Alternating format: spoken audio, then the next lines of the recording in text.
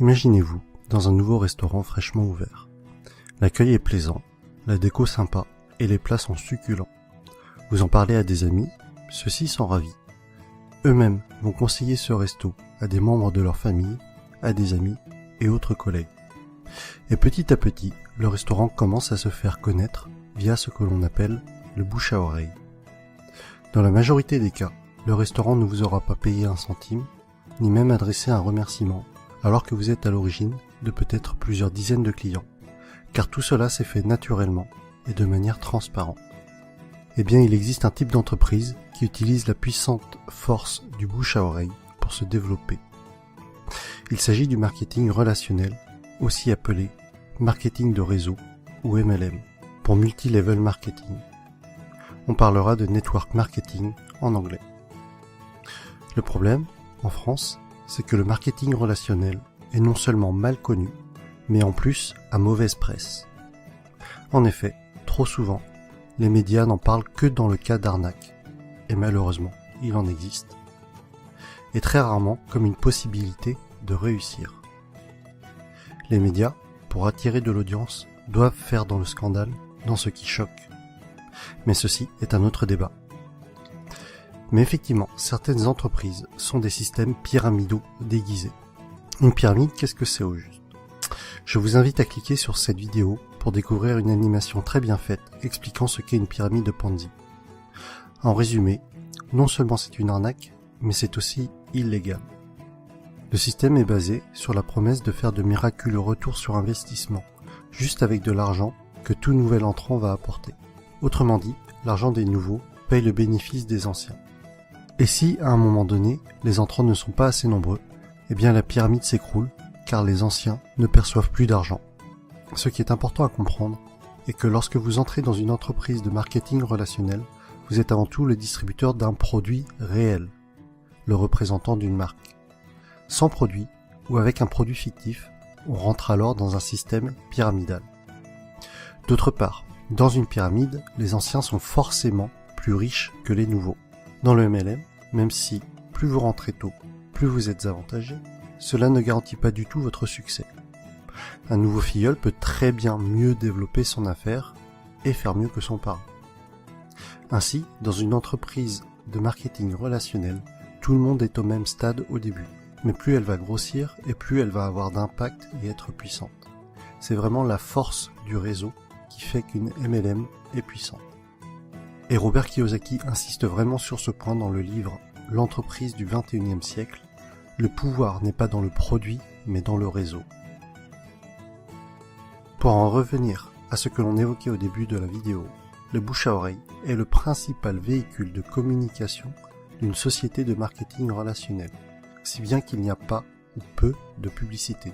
Et ce budget pub, qui est souvent faramineux pour les grandes entreprises, est reversé aux distributeurs et ou consacré à l'amélioration du produit qui en général est excellent. Lorsque vous vous lancez dans le MLM, vous êtes parrainé par une personne et ensuite c'est comme si vous étiez votre propre patron et que vous aviez créé votre entreprise.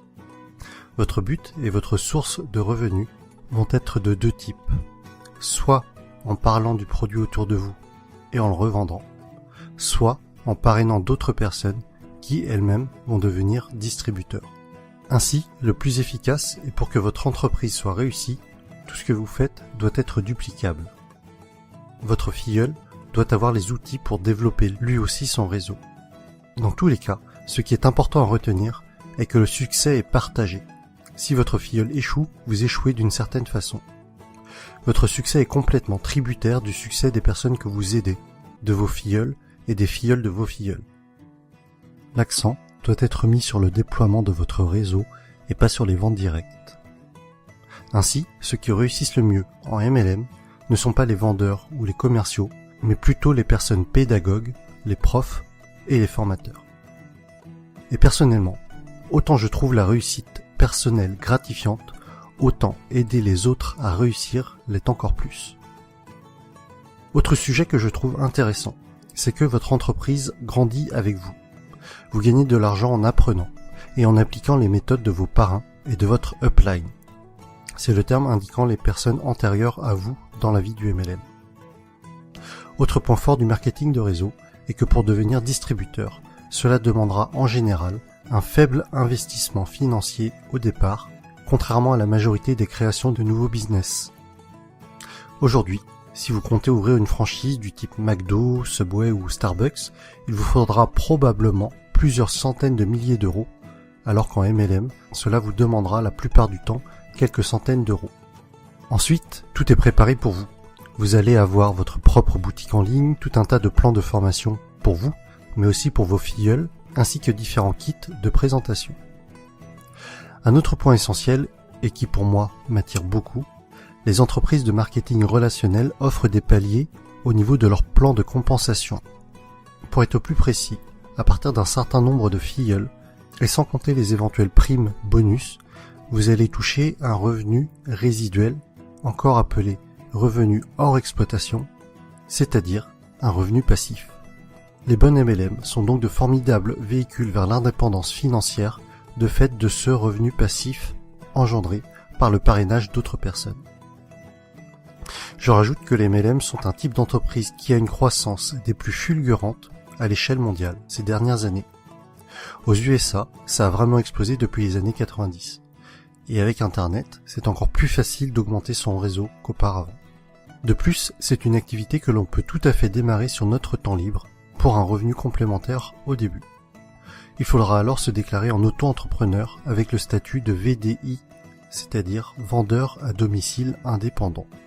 J'insiste tout de même sur le fait de bien vérifier un certain nombre de points avant de vous engager dans une entreprise de marketing relationnel, afin de ne pas tomber sur une pyramide Ponzi déguisée. Voici le type de questions qu'il faut vous poser avant de vous engager dans une entreprise de ce type. Est-ce qu'il y a des bureaux réels? À quels endroits géographiques?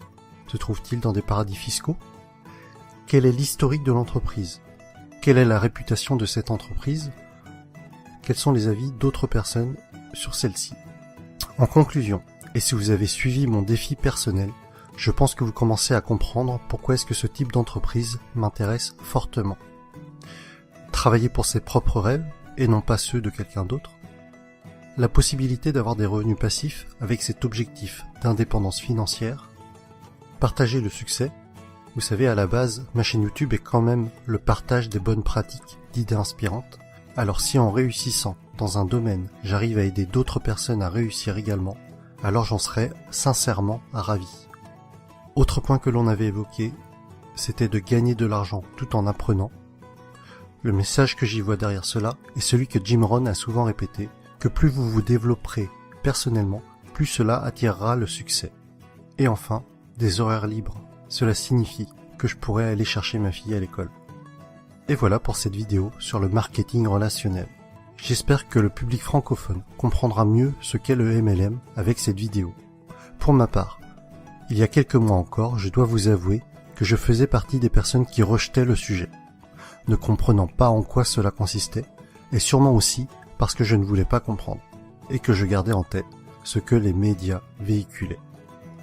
Mais que ce soit Jim Rohn, Tony Robbins, Les Brown, c'est-à-dire tous les motivational speakers que je suis régulièrement, mettent en avant ce type d'entreprise. Et après mes lectures de l'entreprise du 21e siècle, de Robert Kiyosaki, et de 45 secondes qui changeront votre vie, de Don Faya, j'ai finalement changé d'avis sur le sujet et je suis décidé à me lancer. Vous retrouverez la suite de mes aventures dans le prochain épisode avec mon choix de MLM et les raisons de ce choix. Si vous aussi, ce concept d'entreprise est nouveau pour vous et que cela vous intéresse ou qu'au contraire, vous y intéressez déjà, mettez-moi un pouce j'aime, partagez sur Facebook et abonnez-vous. À bientôt!